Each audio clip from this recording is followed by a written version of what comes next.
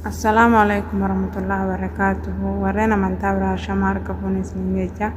Video ngiyon akkuma isin geessan share naa godha. Warra Rabbii fi Rasuulatti amantaa Rabbiin isin qabe share naa godha. Caalaa Nuuree biraan naaf gaha. Namni suuraa isaa asitti argitan kun Caalaa Nuuree jedhama. Namni hin beekne jiru jechuu miidiyaa kanarratti. Caalaa Nuuree akkuma beekamu abbaa mana kiyyaati.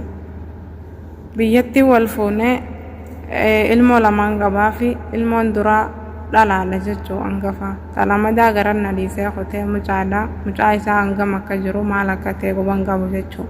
Akkuma beekamu mariin na biraa deeme jireenyi Itoophiyaa gaanamoyyuu ni beekaa hedduu takka cimaa jireenya naaf inni keessatti wal fuunilleen hedduu takka cimaa. Kanaaf maruma jirtuun na biraa deeme jechuu jireenya kanaas jiraachuu nutti ulfaate akka malee inni sujiin qabu ani sujiin qabu jida beettiin ulachuu wal fuune. Maruma jirtuun jechuu anis meegaa kanatti galatoomii dhugaadha mucaa waan fide hangi tokko na biratti argee hangi tokko viidiyoo si argee mucayyoon na dubbisu gaafa na dubbiftu anaa fi caalaan hedduu dhiyaadha ni beektanii walii bilbilaa miidiyaa irraas waliin jirra agandaa tokkuma waliin diimna gaa. Lama dhimmi caalaati dhimmi caalaa dhimma waloo wanta kaa ta'uu hin danda'u akkasitti hubadha. Sababa hiriyaa ta'aniif wal kabajnuuf wal jaalannuu fi osoo waan nama biraati rakkoon qabu dafeen xumuraa dhibee tagaa nama saayibaasitti ulfaataanii gamana qabdee ilaaltee si dararaa haa ta'u ammoo nama dhugaarraa achi jiru miti waan ta'eef itti fufee wanti godhee mucayyoo dubbisuu ilaal tokkoffaa mucayyoon isiin na barbaade. Caalaan akkana wal fuunee waliin turree ilmoo lama waliin qabna. Akkuma isin viidiyoo irratti haasofte sanatti haasoitti siigalee gaafa biyyaa bahuu deemu ammoo mariidhumaan wal taanee jireenya jiruudhaaf biyyaa bahee eega bahee ammoo na dagate haa jiru. Dagachuu isaarraan kan ka'e isiilleen maatii daa'ima waliin qaban san maatii si bira dhiiftee biyyaa baate amma isin jirtu Saawudii jirti. Eega caalaan biyyaa bahee eega caalaan isii dagate eega iddee dadhabdeedha eega dhumma isin biyyaa baate. Achi booda dhagaa ani tiyyaa sagalee tahuu gastii banee haasa'uu fi viidiyoo masirra waraabuu eegan guyyaa afurmoo kanarraa bubbulchee mucayyoon ifuma gabbaatee viidiyoo waraabatti.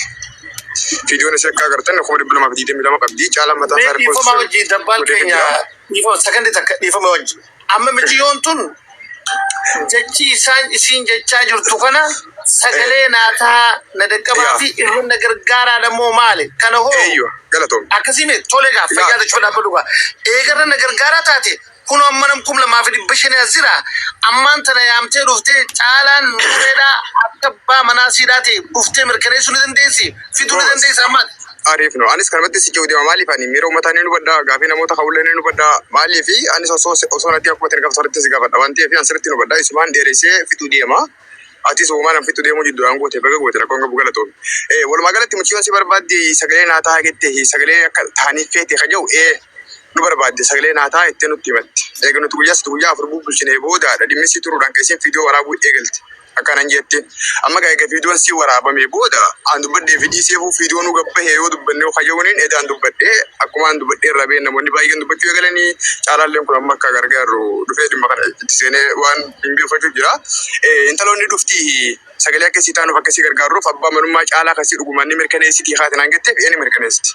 Yoom kan hangattu amma ni mirkaneessiti yoom daqiiqaa 20 sa'a takkaa booda mirkaneessuu dandeessi caalaa fi isiin asittis ta'e bakka biraatti sa'aatii kana keessa fuulaa fi fuullee ta'anii walitti haasa'uu danda'an. Laala baaqaa wanta kanaa mane. Maqaa wal balleessu yakka. Dhugaa waan lulli yakka. Wal beekuun hiriyummaan wal jaalachuun akkuma jiru ta'ee dhugaan ammoo dhugaadha siigalee. Amma caalaa dhugaa qaba amma isin dhugaa qaba. Jechi kee dhiifama dhagaa sakandii takka malee wal jiddu dubbanna. Akkana jechaa jiru maqaa wal balleessuullee yakka haqa dhugsuullee yakka yoo dhugumatti obboleettiin teenyituun akka baattee sagalee naataa jette asirraa kunoo nama keenya qabachuu dandeenya isiinis nama keenya gurbaanis nama keenya qabachuu dandeenya dhufuu qabdi yommuu dhufuu baatte maqaa balleessiidha isiin dhiifnu jechaa jirra barnuti. Goobas galatoome laal hin dhiifne sun dhugaa keeti. Wanni guddaan maali amma isiin dhufuudha laal mucayyoon nama naamusallee qabu nama kabajaallee qabu arraballee hin fayyadamne giddoota amaallee hin fayyadamne waan sadii burra sharmutummaa takka baalagummaadhaa miti akkaataan isin itti himatte walumaan jireenya waliin jiraakaa turanii boodarra wal dagatan amma sagaleen dhabee nama wannatiin dhabee haja'uudha haa galatoomtu waan namtuun dubbanne innillee namallee waan namtuun dubbanne jiraachaa turanii wal dagatan koye bakka itti hojiin jiraatan isaan tuya kaan beeku maammeen busina bilisoo nama jira nama guddaa keenya haa galatoomu caalaallee waan namtuun dubbanne isinillee waan namtuun dubbanne amma maal barbaanna abbaa kaa anaa fi atis walumaan taanee caalaa mootummaa isaa taanee muciyyoo dubbisuu qabna afaan si arguu qabna caalaa fi isii fiidoo banatee taa'ee akkatti wal baran waan wal godhan akkatti dabarraa jirtu kana dhugama osoo adda baafachuu qabna abbaa kaa kam jettu. Bareeda sammuutu ijoolleen gartee dhuguma taate ijoolleen teenya ijoollee baakeenyaati. Isaan lachuu keenya akka qollee isaan lachuu keenya fayyaatan garuu barbaanne yommuu tanatoo didde immoo rakkoo biraa jira jechuudha. Ittoo fi maamee bakka deebite caalaa nuura ittoo fayyada. Abbaa kaa ilmaan kun silaa fiitee ni fedha bargaan. Dubbatu caalaa keenya. Dubbatu caalaa ilmaan kun silaa fiitee ni fedha isaan ka caalaa nuura ta'e immoo. Caalaa kana maal jettee illee mee dhaabbatu miciyyoon akka tokko jirti miciyyoon hakumatti wanna jirti booda dabaadii dhaabbatu meeqana shakkisiisa. Akkam jaanii bare ani tanaan ganama kana shakkee dafee liifirraa utaalee deebi'a.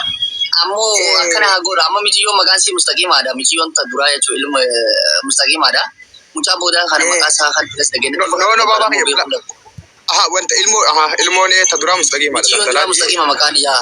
Laali mustaqiimaa beekoo dhama caalummaan keenya as jiru kun yoo dhugaa dubbanne jiran na dhagaa amma dhugaan tarabbiiti miti dhugarraa waliin ka'anii caalummaan amma nu bira qaamaan jiru kun mustaqiimarraa mormii hin qabu akkaan beekutti garuu gurbaa eeganni biyyaa deeme san ni mormaa isiin ammoo sirraa mormi qaba akkasi galatoom jabbal kun dhugaa jiru.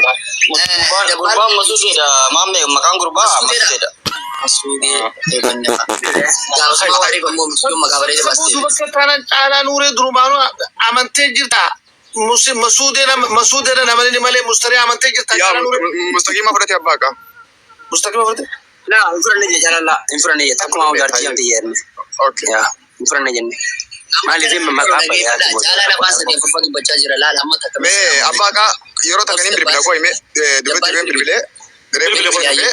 Nama kuma lamaaf dhibba shaniin bakka kana jirtanii caalaan afaan lama dubbachaa jira caalaan afaan sadii dubbachaa jira caalaan na gargaara isin hin jettee an abbaan ni jira umaan dabne qabeenyaas qaba dalagaddees qaba na gargaara isin hin jettee yaada jawus kaase tokko asittis bu'ee keessaa fudhattan jeete lammaffaa caalaan an mijiyyoo malee mucaan beekuus yaada jawus kaase an gurra kiyya kan itti kakachuu danda'u caalaan afaan isaatiin naan jee sigalee miti mijiyyoon tiyyaa ammoo mucaan beeku takka malee takkan beeku jee kana jechuun maal jechuudha ammoo laal asirratti mas waan tokko waan ifeessini ta'uu qabu miciyyoon waan jette eegaan ifni deemee magaalaa Rajaati naa dawwale Yaman bakka Rajaa jaamtu naa dawwale boodarra itti himeen ture mucaan akkana dalate eeganni deemee baatii 8 jette akkas jetti ilmoota na nagara dhiisee hotan caalaanis wanni jechaa ture ilmoota nagaratti hindis nagaraa duwwaan dhiiseedha bakka garaa duwwaatti baraa keessaa dhiisuu kana daanuu baasu. Koleetiin teeyituun haadhoorra kiyyaatii miti jira fuuteeti akkanam dhiibuu jirtu dubbeeti. Bar afaan kudhan dubbachuu jira. Mamme ati amma kana ni dogoggorte malee caalaa adda wallaaltee jette. Amma kana immoo caalaa nuuree garaa duwwaa hin deemee. Sabooti mamme.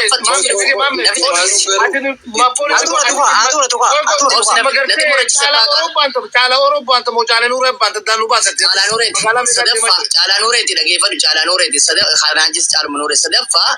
Miciyyoon maal jette mas gaafii sadaffaa irratti wanni isin jechuu barbaadu abbaa haqaa isa amma eegaan finni yamman dhaqeedha kan inni ilmoo itti hime sigalee ilmoo dhalate inni immoo ilmoon tun xiyyaa mi'aata joos kaase gaafii afraffaa irratti caalaan ammas maal jedhe deebisaa afraffaa maal nuuf kennanii beektanii isinii fi isiisanis walumaanuu hin beeku deemaadhaa jee gaafii shanaffaa sii dhufa gaafii shanaffaa irratti ammaaf nama jaaladduun qaba nama birrii natti ergaa jiruun qaba dhalaa birrii naa ergaa jirtu sanii wajjin gargar na baasuu deemtanii yaada jiru kaase shanaffaa qabadhu osmaan.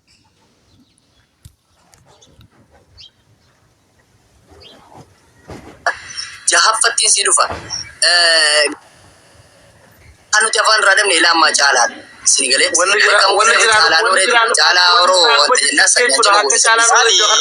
gara keenya ilaala dubbiin garaa dhoosan fayyitiin abbaa kaa bakka tana naatoo akka proofsii nama kuma sadiin jirtanii. Dubbiin tuna gara haadhootu dubbiin tuna eenyini gargaara. Amma yaadana jirse mudura takka laale magorata akka goono amma caalaa nuureetis akeechaa jiru isuma tanaa beekochaa jira ammoo akkisin keessaan misinjira naasoo ittinitti wantoota garee isin bira dhaamanee jira. Amma obbolee keenya obboleettii teenyaa dhuftu dib gootee haa dubbattu waan jiru murteessineeti masruufa mata meeqaalee irraa fuudhuu baanu nuti illee waa waliin bubuufne yoo danda'e ni adeeffatu. Yoon taane immoo tanamma jiru hojii akka ta'e haa ta'u. Tanaacha caalaa nuureetis wanti kun hodhodhoo isa qabaa dib goonee dubbina mee qorataa dubbii dhoosi dubbii. Ani waan hedduu miti bakka ilmoo lammaffaa sanii obboleettii teenya akkana jee caalaan kam jennee gaafannee nuti misanjira keessatti yeroo gaafannu mucoon ani rabbumaa beeka garuu akka isin nutti himte gaafa jimmataa jettee akkana gaafa akkana kaniin qaama dhiqadhee gaafa jimmata gargara natti haftee jette ilmoon. Caalaa kan wajjin asete misanjiraan? Caalaa kanan baanu bara. Caalaa rabbumaa beekaan jawaanni yoo kana ati rabbumaa beeka. Waa'ee keetiin jenne isii waan nutti himte akkanatti gaafa sanatti hidhame inni achi booda deemee